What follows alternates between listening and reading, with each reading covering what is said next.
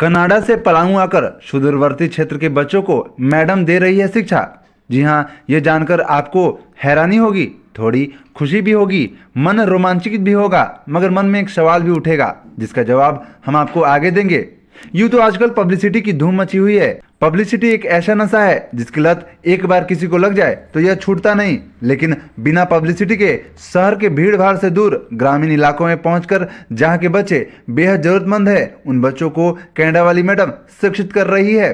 Canada वाली इस madam का हम चेहरा क्यों नहीं दिखा रहे, यह हम आपको आगे बताएंगे। पहले आप इस वीडियो को देखिए जिसमें कनाडा से आई मैडम पलामू की बच्चियों को किस तरीके से कितनी आसान सरल लहजे में पढ़ा रही है। Knees and toes, eyes and ears and mouth and nose, head, shoulders, knees and toes.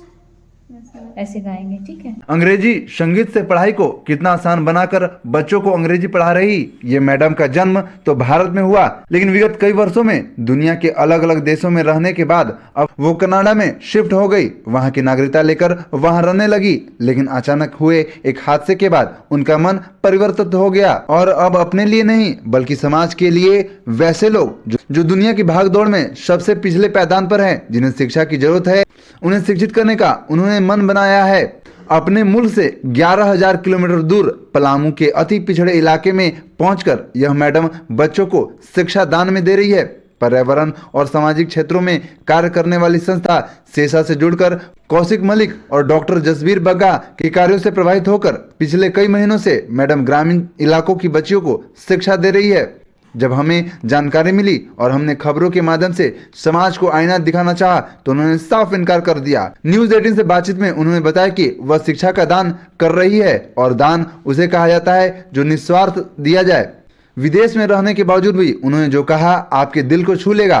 Canada वाली मैडम ने बताया कि जब भी दान के साथ सेवा के साथ यदि हमारा स्वार्थ जुड़ जाए, चाहे वह क्यों न पुण्य का भाव हो, क्योंकि आमतौर पर लोग यह मानते हैं कि वह सेवा कर रहे हैं तो ऊपर वाला देख रहा है और उसका फल अच्छा मिलेगा। यह जो लेने की चाह हुई यहाँ सौदा हो गया। यही कारण है कि दुनिया की नजरों से दूर बिना किसी को बताए बिल्कुल शालीनता से विगत कई महीनों से मैडम जी लगातार बच्चों को शिक्षित कर रही है।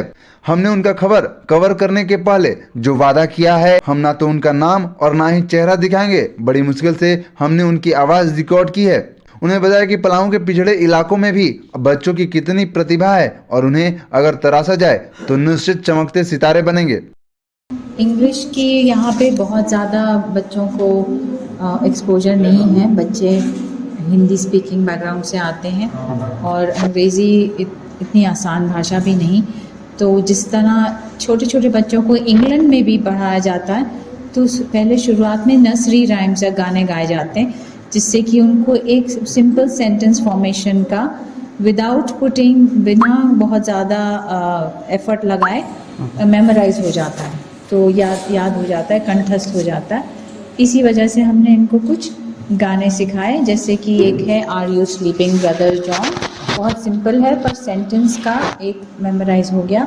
अब वो आगे से आज बोली हैं are you learning computer, are you teaching stitching, are you dancing. उसी एक गाने से उन्होंने कई सेंटेंस बना लिए। इसी कारण हमने उनको गाने से शुरुआत की। जंगल की खाक छानने वाली लड़की की उंगली अब कंप्यूटर पर चल रही है। ठीक ढंग से हिंदी ना बोल पाने वाली लड़कियां अब इंग्लिश में सॉन्ग गा रही है। उनके द्वारा गाई हुई सॉन्ग को सुनिए।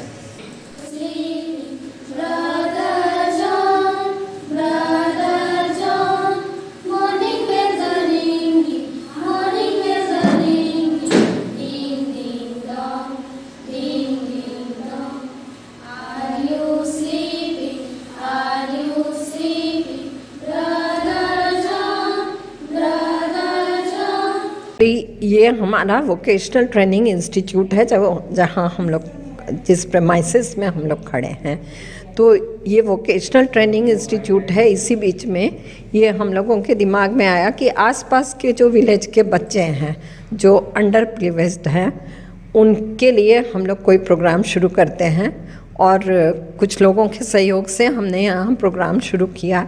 तो अगल बगल गांव के बच्चे आते हैं जिनको हम लोग चाहते हैं। इस प्रोग्राम का नाम हमने रखा है बियॉन्ड एजुकेशन, कक्षा से परे। तो जाहिर सी बात है कि कक्षा से परे है तो हम स्कूल में जो पढ़ाई होती है उसके अलावा जो चीज़ें हैं उस पर ज़्यादा फोकस करते हैं, जैसे कंप्यूटर, आर्ट एंड क्राफ्ट।